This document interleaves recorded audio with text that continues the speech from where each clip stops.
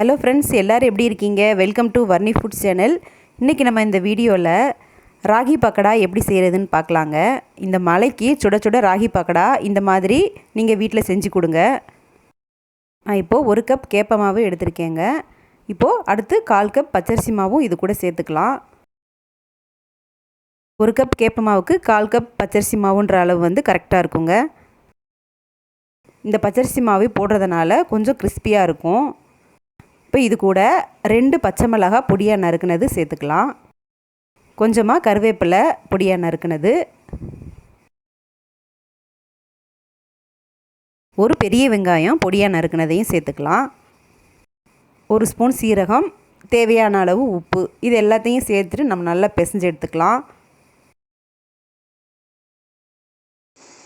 மாவு பிசைகிறப்ப நம்ம வந்து ரொம்ப தண்ணி ஊற்றி பிசைஞ்சிடக்கூடாதுங்க. கொஞ்சம் கொஞ்சமாக தண்ணி சேர்த்து பிசையலாம்.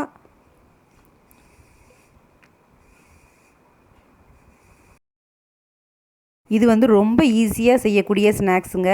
இது நம்ம 5 நிமிஷத்தில் செஞ்சிடலாம். இந்த ஸ்நாக்ஸ் குழந்தைங்களுக்கு ரொம்ப பிடிக்கும்.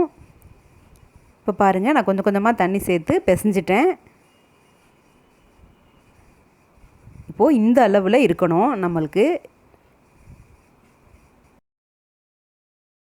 கொஞ்சம் கொஞ்சமாக மாவை எடுத்து நம்ம எண்ணெயில் பொரிக்கிறதுக்கு இந்த பதம் சரியாக இருக்கும். இப்போ நம்ம எண்ணெயில் பொரித்து எடுத்துக்கலாம். நான் ஒரு கடாயில் எண்ணெய் சுட வச்சுட்டேன். இப்போது சூடான எண்ணெயில் கொஞ்சம் கொஞ்சமாக மாவை எடுத்து கிள்ளி எண்ணெயில் போட்டுக்கலாம். இப்போது அடுப்பை வந்து ரொம்ப ஹை ஃப்ளேமில் வைக்காதீங்க, மீடியம் ஃப்ளேமில் வச்சுக்கோங்க.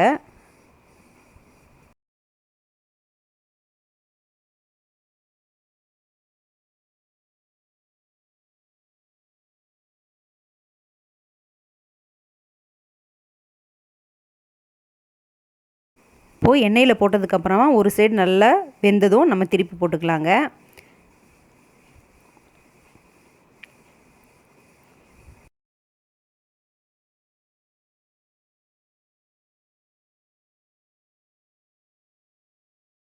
இப்போது 2 சைடும் நல்லா வெந்ததும் நம்ம இந்த பபிள்ஸ்லாம் அடங்கிரும். அதுக்கப்புறமா நம்ம இந்த பக்கோடாவை எடுத்துடலாம். இந்த மாதிரி பக்கோடா நம்ம செஞ்சு கொடுத்தோன்னா குழந்தைங்களும் விரும்பி சாப்பிடுவாங்க. ராகி மாவும் ரொம்ப ஹெல்த்தி, அதனால் இதை அடிக்கடி வீட்டில் செஞ்சு கொடுங்க.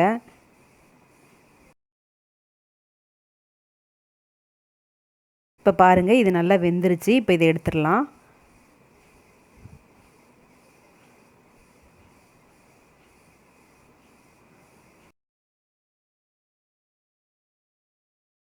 ஈவினிங் ஸ்நாக்ஸ்க்கு இது ரொம்ப சூப்பராக இருக்குங்க.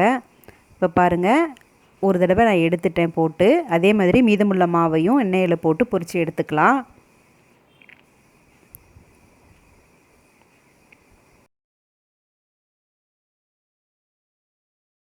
ஃப்ரெண்ட்ஸ், உங்களுக்கு இந்த வீடியோ பிடிச்சிருந்துச்சுன்னு நினைக்கிறேன். பிடிச்சிருந்தா மறக்காமல் லைக் கொடுத்துருங்க. ஃப்ரெண்ட்ஸுக்கு ஷேர் பண்ணுங்கள், கமெண்ட் பண்ணுங்கள். வர்ணி ஃபுட் சேனலை சப்ஸ்கிரைப் பண்ணாதவங்க பண்ணிக்கோங்க. இன்னும் சில ஸ்நாக்ஸ் ரெசிபியெல்லாம் என்னோடய சேனலில் இருக்குங்க, வேணும்னா ரெஃபர் பண்ணி பாருங்கள். அடுத்து வேறு ஒரு வீடியோவில் சந்திக்கலாம். நன்றி, வணக்கம்.